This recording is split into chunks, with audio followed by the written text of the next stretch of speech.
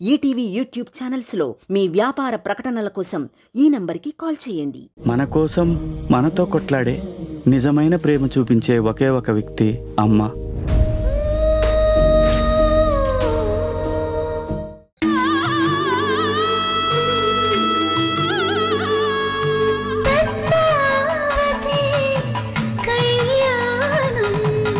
మహాలక్ష్మి, ఏంటండి?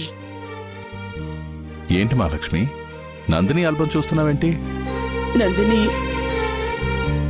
మనల్ని విడిచిపెట్టి వెళ్ళిపోతుంది కదండి. ఏంటి మహాలక్ష్మి నువ్వు మాట్లాడుతుంది? నందిని మనల్ని విడిచి వెళ్ళటం ఏంటి?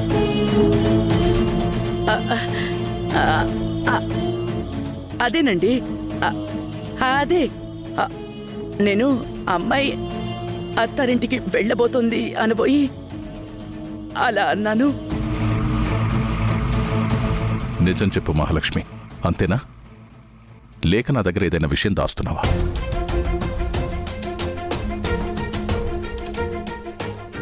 చెప్పు మహాలక్ష్మి, నా దగ్గర ఏవైనా దాస్తున్నావా?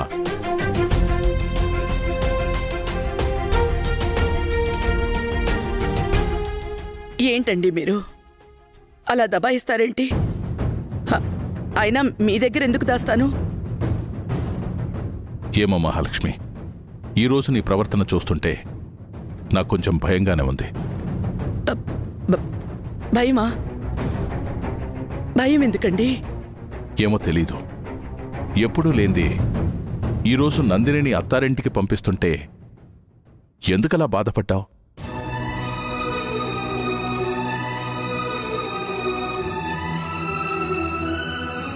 ఈరోజు నందిని మన ఇంటి నుంచి శాశ్వతంగా వెళ్ళిపోతున్నట్టు, ఇంకెప్పటికీ మన దగ్గరికి రాదన్నట్టుగా అలా మాట్లాడావు.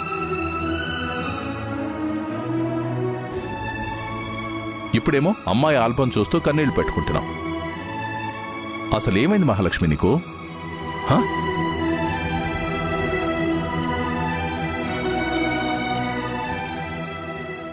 ఏమైందో చెప్పు మహాలక్ష్మి.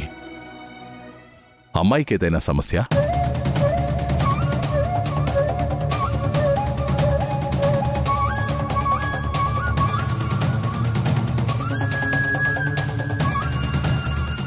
అవునండి, సమస్య. నా బిడ్డకి బిడ్డ పుడితే నందిని చచ్చిపోతుందంట. కానీ ఈ విషయం మీకెలా చెప్పను? నిజం చెప్పి మిమ్మల్ని బాధ పెట్టడం ఇష్టం లేకే ఇలా నాలో నేను బాధపడుతున్నాను. చెప్పలేనండి, ఈ నిజాన్ని మీకు చెప్పి మిమ్మల్ని బాధ పెట్టలేను. ఏంటి మహాలక్ష్మి, అడుగుతుంటే అలా ఆలోచిస్తావేంటి? ఏంటండి అంటే, సమస్య వస్తేనే బిడ్డ మీద ప్రేమ కలుగుతుందా, లేకపోతే కలగదా అండి? మరి ఆ కన్నీళ్ళు ఎందుకు?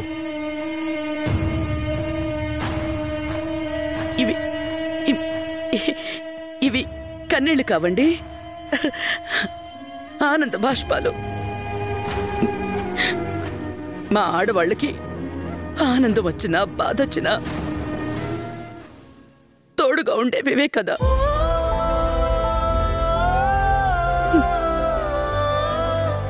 నందిని చిన్ననాటి జ్ఞాపకాలన్నీ ఒక్కసారి జ్ఞాపకం వచ్చాయి. అందుకే కళ్ళ చెమ్మగిల్లాయండి.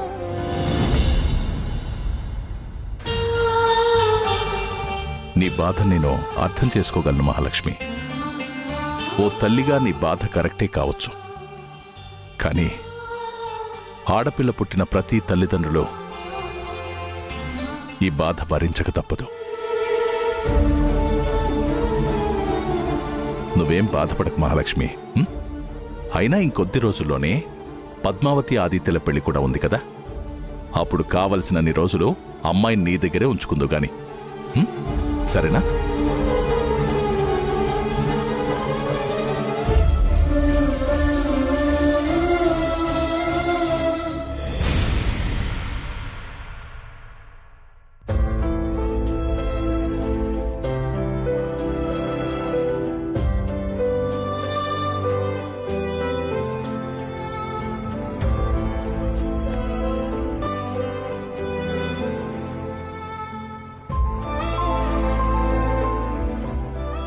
ఏంటి నందిని అలా డల్గా కూర్చున్నావు? అమ్మ నేను వస్తుంటే ఎంత బాధపడిందో చూసావు కదా వంశీ. దాని గురించి ఆలోచిస్తున్నాను. అంతగా ఆలోచించాల్సిన అవసరం ఏముంది? ఏ తల్లైనా కన్న కూతురు అత్తారింటికి వెళ్తుంటే అలాగే బాధపడతారు. లేదు వంశీ, అమ్మ అంతలా బాధపడ్డాం ఇదే ఫస్ట్ టైం. మనం ఇక్కడికి వచ్చి తప్పు చేశామేమో అనిపిస్తోంది. ఏంటి నందిని ఏం మాట్లాడుతున్నావు నువ్వు? మన ఇంటికి మనం రావడం తప్పెలా అవుతుంది? నా ఉద్దేశం అది కాదు వంశీ. ఇంకో 2 రోజులుంటే అమ్మ హ్యాపీగా ఫీల్ అయ్యేదేమో అంటున్నాను. మరి అలాంటప్పుడు ఎందుకు వచ్చారు? ఉండాల్సింది కదా నందిని. పాలు తీసుకో.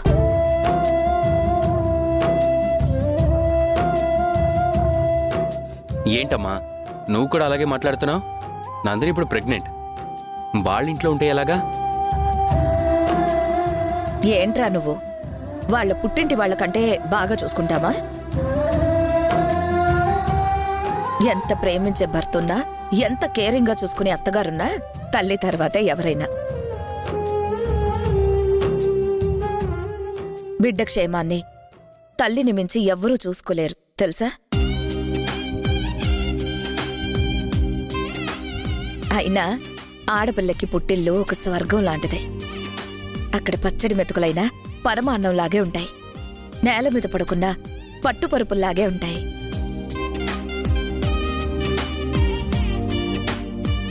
ఆడపిల్లకి పుట్టింట్లో దొరికే ఆనందం అత్తింట్లో ఏం పెట్టినా దొరకదు తెలుసా?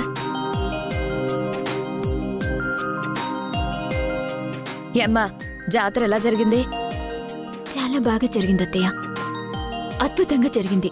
మీరు కూడా వచ్చుంటే బాగుండేది. ఏం పర్లేదమ్మా, ఈసారి వస్తానులే.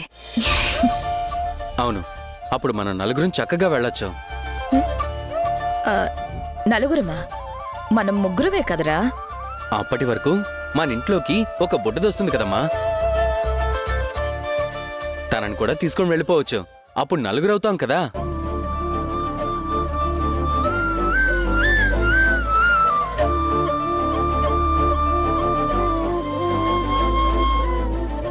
నందిని, బిడ్డంటే గుర్తొచ్చింది.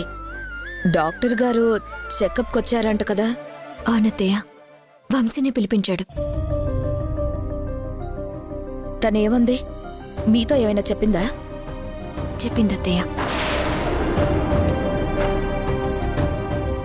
దాని గురించే మీతో మాట్లాడాలనుకున్నాను, కానీ అమ్మ ధ్యాసలో పడిపోయి అడగలేదు. అంటే డాక్టర్ వీళ్ళకి నిజం చెప్పేసి ఉంటుందా? ఇంతకీ ఏం చెప్పారమ్మా? బిడ్డ ఆరోగ్యంగానే ఉందంటత్తయ్య, కాకపోతే స్పెషల్గా కొన్ని మెడిసిన్స్ వాడాలి అని చెప్పింది. హో అంతేనా? నేనింకా ఏం చెప్పారో అని ఎంత కంగారు పడిపోయానో తెలుసా? ఇంకేంటో చెప్పడం ఏంటమ్మా? అదేరా, అంటే బేబీ ఇలా ఉంది అలా ఉంది అని చెప్తారు కదా డాక్టర్లు, అలా ఏమైనా చెప్పారేమో అనుకున్నాను. సరే సరే, ఇప్పటికే లేట్ అయిపోయింది. మీరు జాతరలో అలసిపోయి ఉంటారు, రెస్ట్ తీసుకోండి. వస్తానమ్మా. కూర్చో కూర్చో, మెల్లగా కూర్చో. తాగు.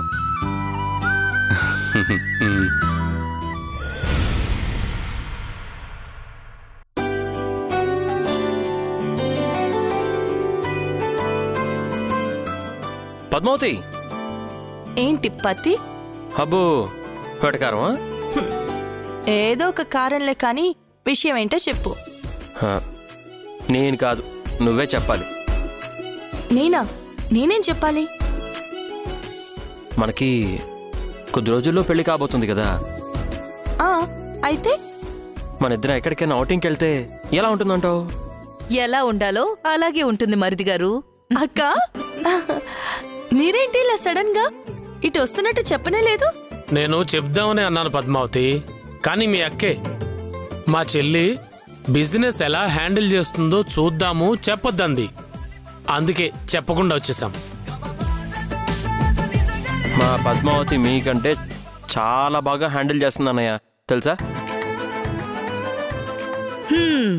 అబ్బో, అప్పుడే మా పద్మావతి అనేంత వరకు వచ్చిందా?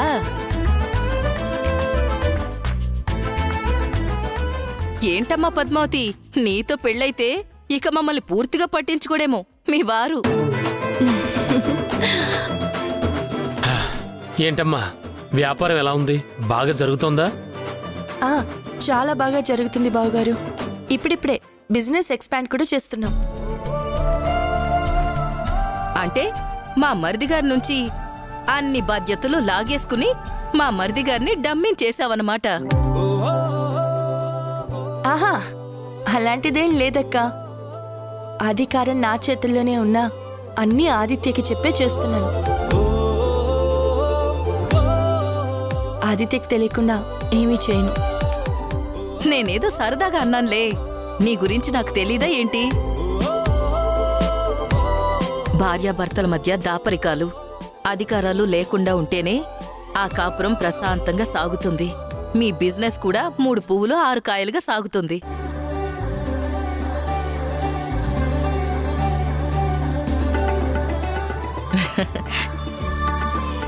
చూడు పద్మావతి, కాపురం కూలిపోకుండా ఉండాలంటే దానికో చిట్కా ఉంది, నేను చెప్పనా?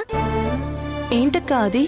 భర్త ఆలోచనలు భార్యకి, భార్య కోరికలు భర్తకి తెలిస్తే అప్పుడు ఆ సంసారం అంతా హ్యాపీగానే ఉంటుంది. తెలుసుదినా? ఏం తెలుసయ్యా? పద్మావతి మనసులో ఇప్పుడే కోరికలు లేవని నాకు బాగా తెలుసు. మీ మగాళ్ళు అలాగే అనుకుంటారు బాబు. నాకు నా భార్య గురించి, నా భార్య మనసు గురించి అంతా మాకే తెలుసు అని. కానీ నిజానికి మీకేమీ తెలీదు. ఎందుకంటే ఆడవాళ్ల మనసు సముద్రం లాంటిది. అందులో ఏమున్నాయో తెలుసుకోవడం అంత తేలిక కాదయ్యా. ఒకవేళ ఏదైనా ఉంటే అడిగి తెలుసుకో. అర్థమైందా? అర్థమైంది. ఓకే ఆదిత్య, వస్తాం. మరి షాపుకి లేట్ అవుతుంది. వైష్ణవి పద, బయలుదేరదాం. వస్తాను ఆదిత్య.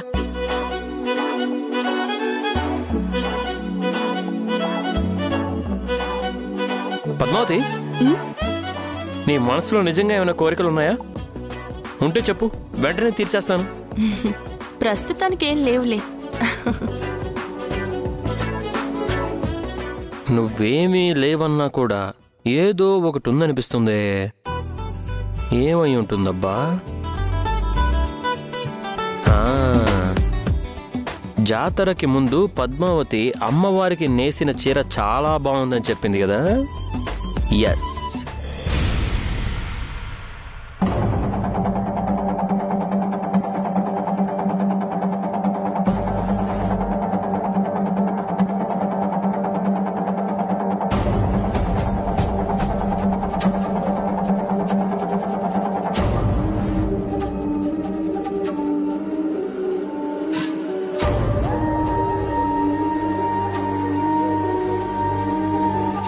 వదినా, ఏంటంత అర్జెంటుగా రమ్మని ఫోన్ చేశారు? నాకు తెలిసిన నిజం అది నిజంగానే నిజమో లేక నిజం లాంటి అబద్ధమో మీ ద్వారా తెలుసుకుందామని రమ్మన్నాను.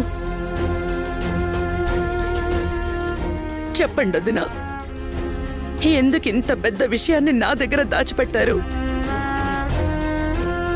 ఎందుకని ఇన్ని రోజులు ఈ నిజాన్ని నా దగ్గర దాచిపెట్టారు? చెప్పండి వదినా, చెప్పండి. మీరు దేని గురించి మాట్లాడుతున్నారో నాకేం అర్థం కావట్లేదు వదినా. నందిని ప్రెగ్నెన్సీ గురించి.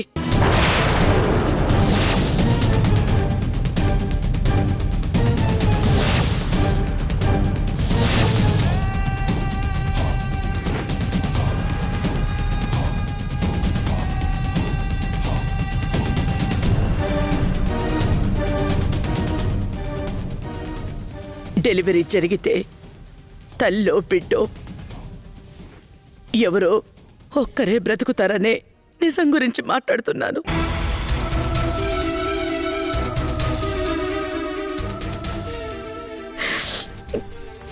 మీకు ఈ విషయాలన్నీ ఏ మీరు చెప్పకపోతే నాకు తెలీదు అనుకుంటున్నారా? తెలుసుకోలేను అనుకుంటున్నారా? నందిని చెకప్ చేస్తున్న డాక్టర్ గారు మీతో ఫోన్లో మాట్లాడుతుంటే విన్నాను. నందిని గురించి గట్టిగా అడిగేసరికి అసలు నిజం మొత్తం చెప్పేశారు. చెప్పండి వదినా, ఎందుకు ఈ నిజాన్ని నా దగ్గర దాచారు? ఎందుకు నాకు తెలియకుండా దాచారు? చెప్పండి.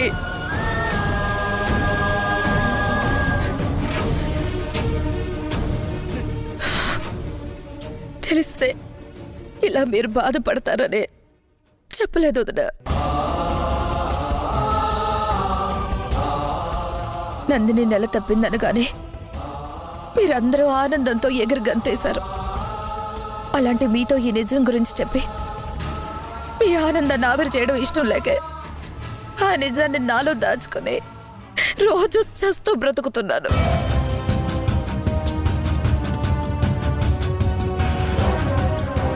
ఒకసారి నందినికి అలా జరిగితేనే తట్టుకోలేకపోయారు. మళ్ళీ ఇప్పుడు కూడా అలాంటి పరిస్థితే వచ్చిందని చెప్తే మీరు తట్టుకోగలరా? తట్టుకోలేరు వదినా, అస్సలు తట్టుకోలేరు.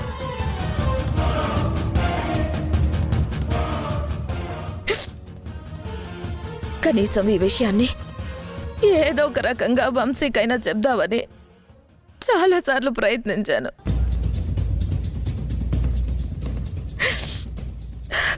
కానీ వాడికి బిడ్డ మీద ఉన్న ప్రేమ ఆప్యాయత చూస్తుంటే చెప్పడం నా వల్ల కావట్లేదు వదినా, కావడం లేదు.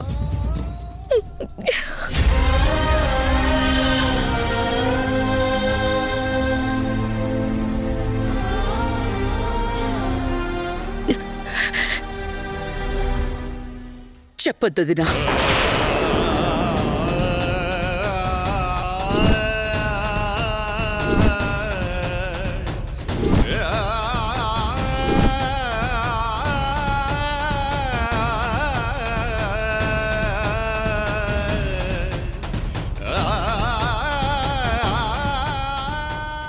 ఎట్టి పరిస్థితుల్లోనూ ఈ నిజాన్ని ఎవరికీ చెప్పొద్దు.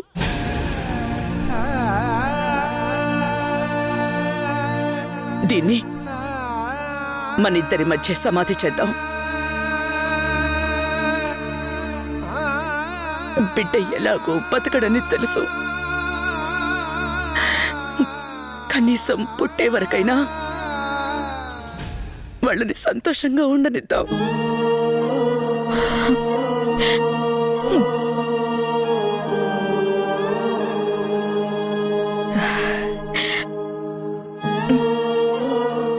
అలాగే వదినా, అలాగే.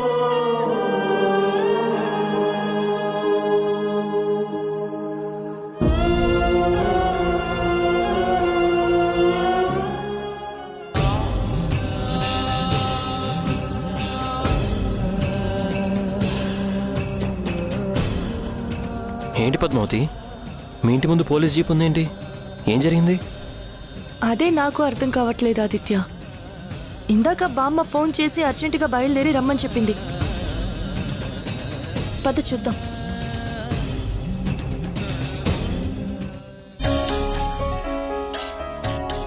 ఓ థ్యాంక్ యూ.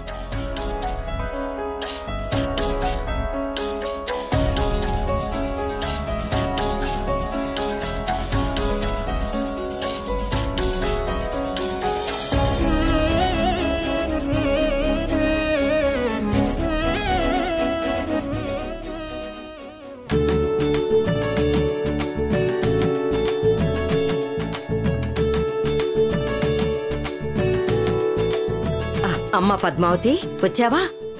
నీకోసమే ఎదురు చూస్తున్నామమ్మా. ఏంటి బామ్మ, ఏం జరిగింది? మన ఇంటికి ఎస్ఐ గారు వచ్చారేంటి?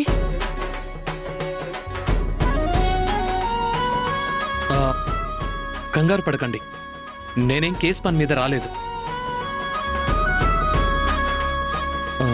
మీతో ఒక ముఖ్యమైన విషయం మాట్లాడడానికి వచ్చాను. నా పేరు కార్తీక్, మీకు తెలుసు కదా. వాళ్ళు మా అమ్మా నాన్న. నమస్కారం అమ్మా. నమస్కారం అండి. నాకు జాబ్ వచ్చిన దగ్గర నుంచి ఎప్పుడెప్పుడు పెళ్లి చేయాలా అని మా అమ్మ నాన్న 1000 కళ్ళతో ఎదురు చూస్తున్నారు.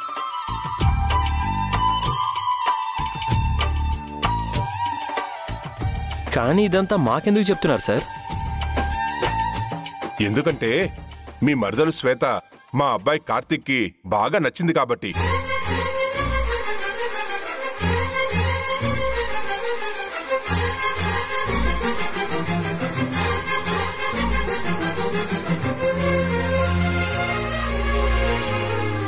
ఏంటండి మీరనేది? అవునండి, మీ చెల్లెలు శ్వేత నాకు బాగా నచ్చింది.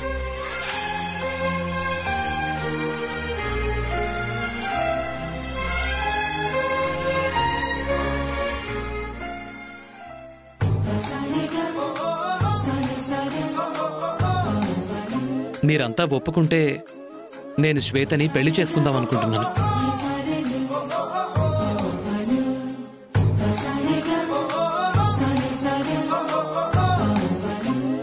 కానీ మిమ్మల్ని చూసిందే మొన్న, అలాంటిది మీ గురించి ఏం తెలియకుండా.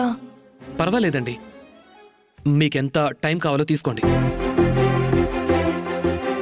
బాగా ఆలోచించాకే నిర్ణయం చెప్పండి. కానీ నేను పెళ్ళంటూ చేసుకుంటే శ్వేతనే చేసుకోవాలని డెసిషన్ తీసుకున్నాను.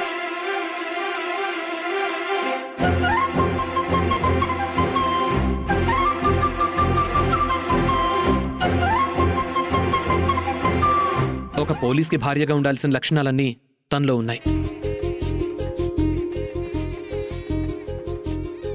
ఒక అమ్మాయిగా తెగువ, ఆపద సమయంలో తన ధైర్య సాహసాలు, ఇవన్నీ చూశాక నా మనసు తన వశమైపోయింది.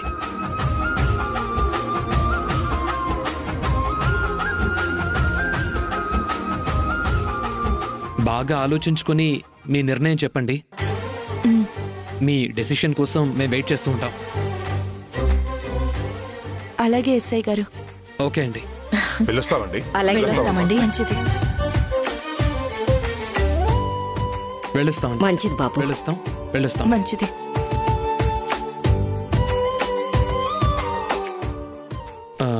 వస్తానండి.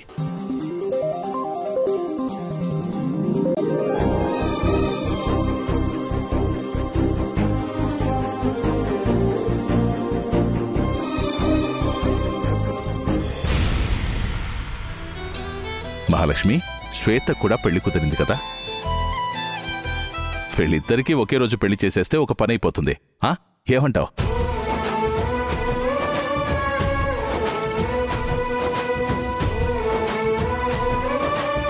చేస్తే ఒక పని అయిపోతుంది, కానీ అలా చెయ్యడానికి నేను ఒప్పుకోను.